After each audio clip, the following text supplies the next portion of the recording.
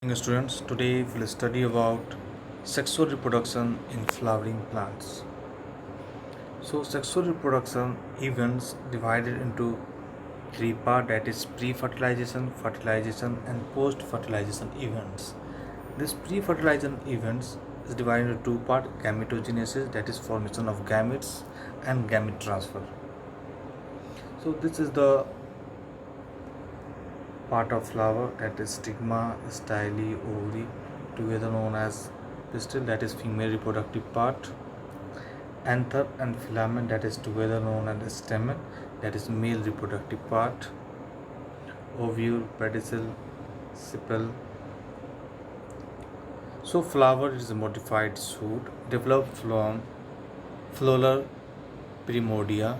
Primordia develop first into the floral bud and then into flower. And flower is the reproductive part of plant.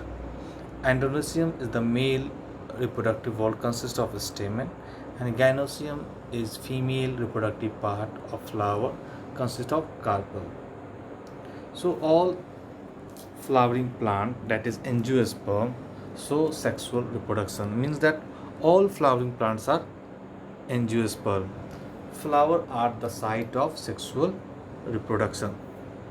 Now the structure of flower, that is of two part, that is androecium and gynoecium. Androecium represent male reproductive part and gynoecium represent female reproductive part. Stamen, that is male reproductive unit, consists of two filament, two part, that is filament and anther, and filament is attached to thalamus or petal. Androecium, it is the male reproductive part of the flower. It consists of all stamen.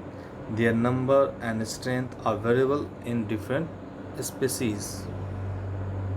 Part of a stamen, that is filament and anther. This is the part of a stamen, filament and anther, that you can see in this diagram. Now gynoecium, that is the each pistil has three parts: stigma, style, and ovary. Stigma, that is landing platform of pollen grains. Style, that is elongated cylinder part beneath the stigma, and basal bulge part, that is ovary, that you can see in this diagram. Pollination, that is a transfer of pollen grain from anther to the stigma of a pistil. Now it is pollination, that is self-pollination. When, if you see here, three flowers A, B, and C. If pollination is taking place within one flower A to A, this is known as self-pollination. If the pollination is taking place the same plant of different flower, that is known as cross-pollination, or different flowers or different plant of the flower. In the both cases, this is cross-pollination both.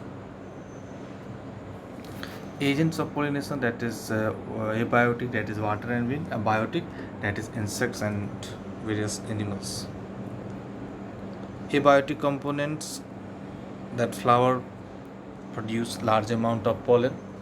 Pollen grains are light and non-sticky. So these are the features of pollen,